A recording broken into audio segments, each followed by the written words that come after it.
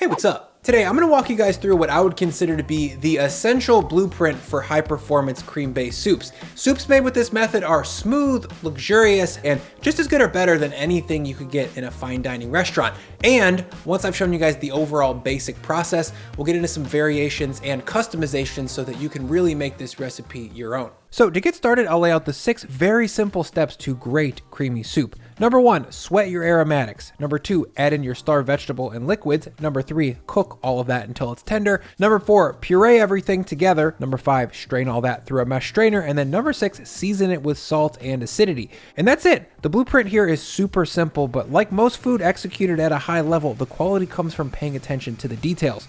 So to help bring this process into focus, let's make some creamy soup. The actual first step here is to grab a proper souping vessel. For me, the ideal candidate for that is a large 6.5 quart Dutch oven because it holds and transfers heat to food exceptionally well, and its thickness makes scorching the cream part of this creamy soup a lot less likely. I'll let that preheat over medium-low heat, and then I'll grab my aromatic veggies. For this base recipe, I'm almost always using 1 large white onion and 5 to 6 cloves of garlic. To prep this onion for the pot, I'm going to give it a lazy, chunky dice like this. Since everything in the soup is going to be destroyed by a blender later on, the size doesn't really matter that much. Once I've got that rough chopped, I'll grab my garlics and then slice those into coins that are kind of thin, but also it doesn't matter. In total, I need 300 grams of chopped onion and 25 grams of sliced garlic. Now, over at the stove, I'll add in a very generous, long squeezer of olive oil, or about 30 to 40 grams worth. Butter is also welcome here instead of oil, since we're not going to be using super high heat and it won't brown. Then in goes my onions, then my garlic, and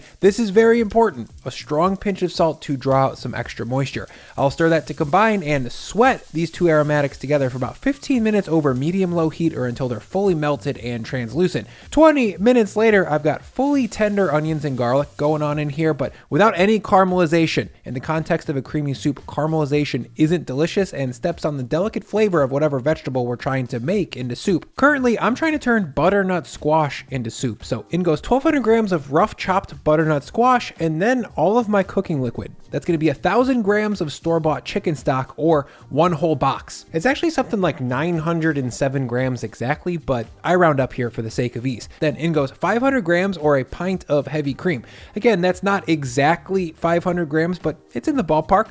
We need roughly 1,500 grams of liquid in total, and it needs to be split between 2 parts stock and 1 part cream. Next, I'll raise the heat on the pot and bring this whole mix up to a simmer, and once it's a simmering, I'll pop on a lid and leave a little space on the side for steam to escape. I'll reduce the heat to medium-low and cook this for 25 to 30 minutes, or however long it takes for everything to get fully tender.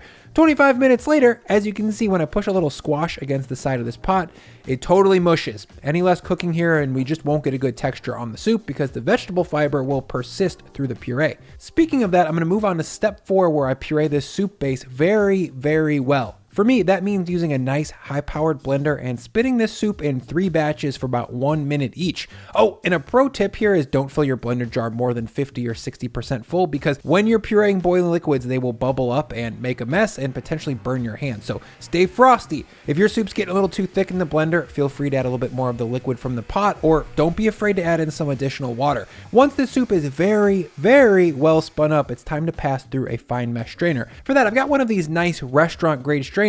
It's about $45 on Amazon and very worth it for making things smooth like soup or potatoes and or separating liquids from solids. I'll link to it in the description. Now the soup goes in and then I'll grab a little ladle or a spatula to press this through to make sure it's going through the mesh properly. And I know you're wondering right now, hey Brad, can I use an immersion blender instead of a regular blender? Well, no. Immersion blenders are great for all kinds of things, but it's just nowhere near powerful enough to get this puree to the texture that we're looking for. After pureeing and passing all 3 blender batches through fine mesh, you can see that we've got some pretty frickin' creamy looking soup, but as texturally perfect as this soup currently is, it's still quite bland. So we'll move on to step 6, which is seasoning this soup with salt and acidity. A first taste here to see how far off we are from being perfectly seasoned. It turns out pretty far, so I'll add in at least 3 strong pinches of salt and a little drizzle of lemon juice. I like lemon juice here over other acids because it's relatively neutral and tastes good with just about everything. 1 more stir to combine, and then 1 more tastes. It's really good, you guys, and now that it has the proper amount of salt and just a touch of acidity, the soup actually tastes deeply of delicate, sweet butternut squash. Now to finish this, I'll throw the soup into a bowl, hit it with some fresh cracked black pepper, and then a little drizzle of olive oil on top to bring some contrast to the first few bites.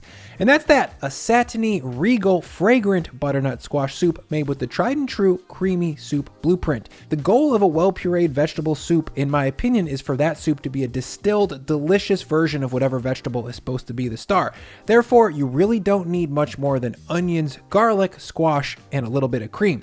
When I was a chef, I would use this exact recipe and process to make a new cream-based soup for basically every season. In the spring, I'd use fresh asparagus or sweet peas. In the summer, I usually went with fresh sweet corn or even garden fresh tomatoes. In the fall, it's butternut squash or sweet potato, or cauliflower is also very good. And in the winter, I would use celery root or potato or maybe parsnips if they were around. So let's see how we can use this same blueprint to change things up based on the time of year and what vegetables we have on hand. But first, let me thank the sponsor of today's video, Cometeer. Cometeer delivers monthly shipments of expertly brewed and flash frozen coffee customized to your roast preference. In fact, Lauren and I have become such big fans of the taste of Cometeer that we've gotten my mother-in-law, Pat, into it. She claims it's the best coffee that she's ever had in her life.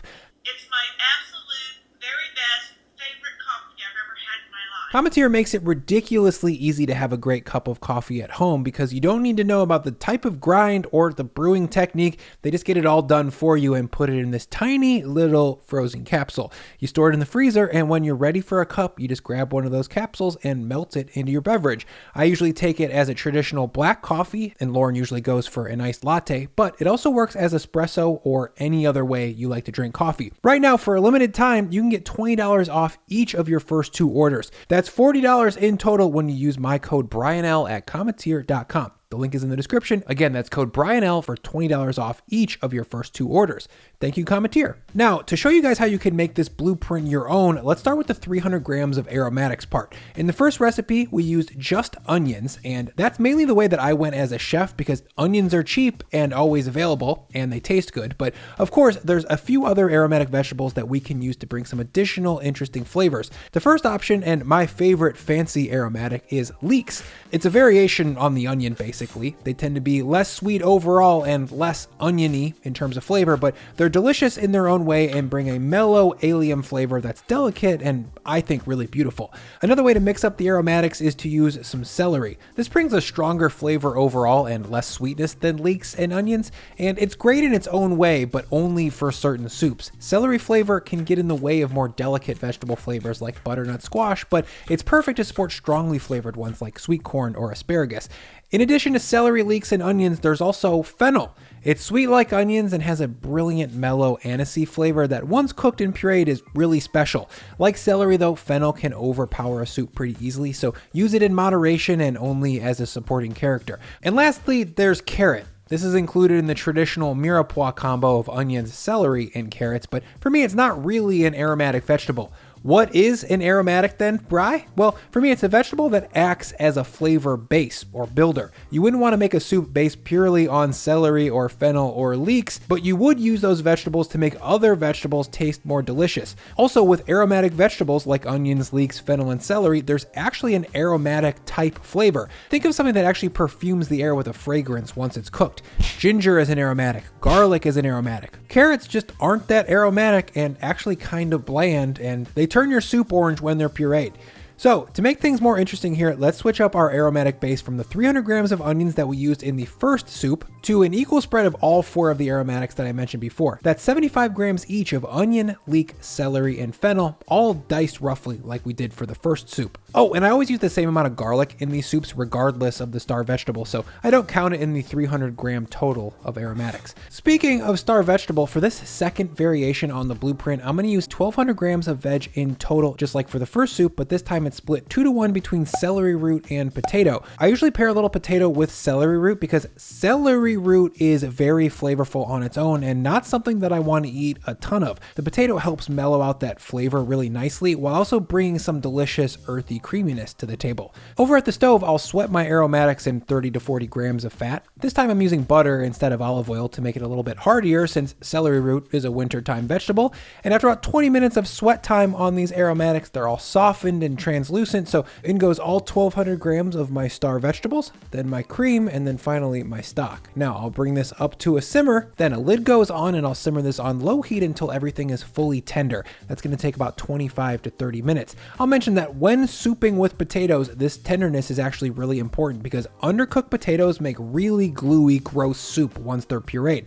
Once my veggies are all smashable like this, I'm going to finish them by pureeing them super well in 3 batches in a blender jar that isn't filled to the brim. Remember that. Then I'll pass through some fine mesh, season well with salt and a little dose of lemon juice, and that's a creamy, hearty, wintertime celery root potato soup, a classic variation on the theme that we set up earlier. To serve this, I'll grab a chunk of rustic, crusty bread and then garnish the soup with some fried pumpkin seeds, my all-time favorite soup garnish, then a little olive oil, some cracked black pepper, and there we go. A hearty, creamy, delicious soup that is as good as anything you'd be served in a fine dining restaurant, but made by you at home. I really hope you guys put this blueprint into practice sometime soon, and let me know in the comments what variations you guys plan on making. Let's eat this thing.